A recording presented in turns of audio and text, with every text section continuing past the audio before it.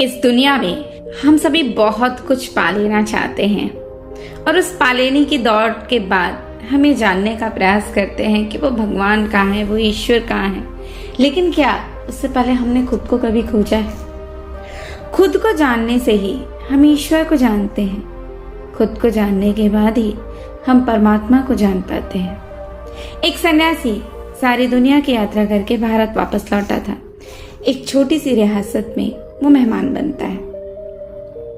उस रियासत के राजा ने सन्यासी से कहा कि भगवान, एक प्रश्न 20 वर्षों से निरंतर पूछ रहा हूं, कोई उत्तर नहीं मिलता, क्या आप मुझे उत्तर देंगे?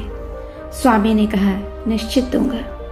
उस सन्यासी ने उस राजा से कहा, नहीं, आज तुम खाली नहीं लौटोगे, पूछो क्या पूछना चाहते हो। तो राजा ने कहा कि मैं ईश्वर से मिलना चाहता हूँ, ईश्वर को समझने की कोशिश करना चाहता हूँ।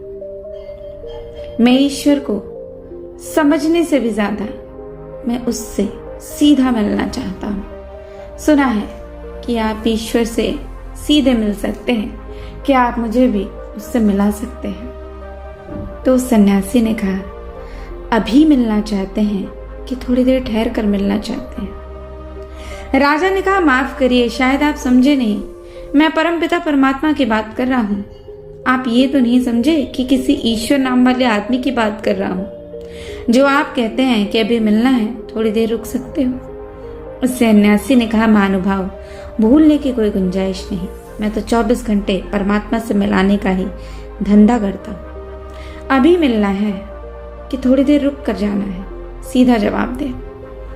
अब 20 साल से राजा को ईश्वर से मिलने की उत्सुकता थी। आज वो वक्त आ गया तो उसने सोचा, चलो मिल ही लेते हैं।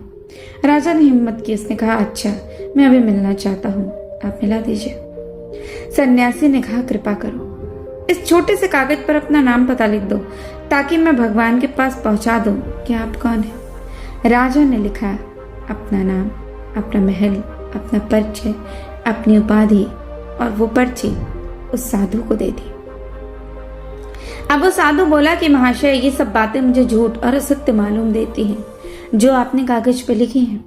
तो सन्यासी ने कहा, मित्र, अगर तुम्हारा नाम बदल दें तो क्या तुम बदल जाओगे? तुम्हारी चेतना, तुम्हारी सत्ता, तुम्हारा व्यक्तित्व क्या दूसरा हो जाएगा?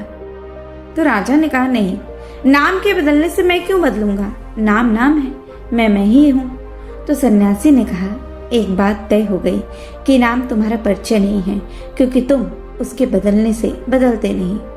आज तुम राजा हो, कल गांव के भिखारी हो जाओ तो बदल जाओगे?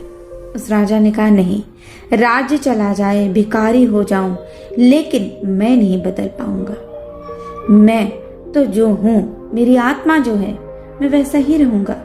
चाहे मैं राजा के शरीर में रहूं, चाहे मैं भिखारी के शरीर में रहूं, मेरी आत्मा वही रहेगी।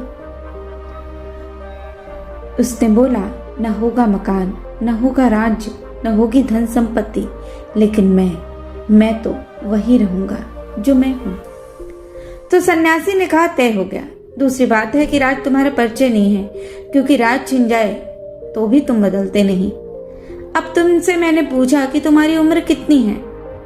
तो राजा ने कहा, 40 वर्ष। सन्यासी ने कहा, तो 50-40 वर्ष के होकर तुम दूसरे हो जाओगे क्या? या तुम इससे ज्यादा भी बूढ़े हो गए तो क्या तुम बदल जाओगे? 20 वर्ष या जब बच्चे थे तब कोई तुम दूसरी आत्मा को लिए फिरते थे, और अब कोई दूसरी आत्मा है क्या? उस राजा ने कहा, नहीं, उम्र बदलती है, शरीर बदलता है, लेकिन मैं और मेरी आत्मा बचपन में भी ऐसे ही थे। जो मेरे भीतर थी वो आज भी ऐसी है। बस अंतर हमारे मस्तिष्क की समझदारी का होता है। तो सन्यासी ने कहा, फिर उम्र भी तुम्हारा परिचय नहीं रहा, शरीर भी तुम्हारा परिचय न रहा, फिर तुम कौन हो? उसे लिख तो दो, वही तो पहुंचाऊंगा भगवान के पास। नहीं तो मैं झूठा बनूंगा कि मेरे साथ कौन है। ये कोई भी परिचय तुम्हारा नहीं है। राजा बोला, तब तो बड़ी कठिनाई हो गई, उसे तो मैं भी नहीं जानता, फिर जो मैं हूं उसे तो मैं जानता ही नहीं, और मैं जो बाहर हूं, मैं बस इसी को जानता हूं। तो सन्यासी ने कहा, फिर ही तो बड़ी कठिनाई हो गई, क्योंकि जिसका मैं परिचय भी ना दे सकूं, बता भी ना सकूं कि कौन मिलना चाहता है, तो भगवान भी क्या कहेंगे कि किसको मिलाना चाहते हो। तो जाओ पहले इसको खोज लो कि तुम कौन हो, और मैं तुमसे कह देता हूं जिस दिन तुम ये जान लोगे कि तुम कौन हो, बस उस दिन तुम आओगे। तब तुम ये नहीं पूछोगे कि मैं भगवान से मिलना चाहता हूं, मैं भगवान को खोजना चाहता हूं, क्योंकि खुद को जानने में तुम्हें वो भी मिल जाएगा जिसे तुम ईश्वर या परमात्मा कहते हो। तो दोस्तों, यदि आप चाहते हैं कि ईश्वर आपको देखने लगे, आप ईश्वर से मिलें, तो सबसे पहले खुद को जाने, क्योंकि दुनिया में बहुत कुछ जानने के बाद सच्ची खुशी, सच्चा समर्पण और सच्चा आनंद खुद को जानने में ही आता है। और जिसने खुद को जान लिया वो ईश्वर को भी जान जाता है।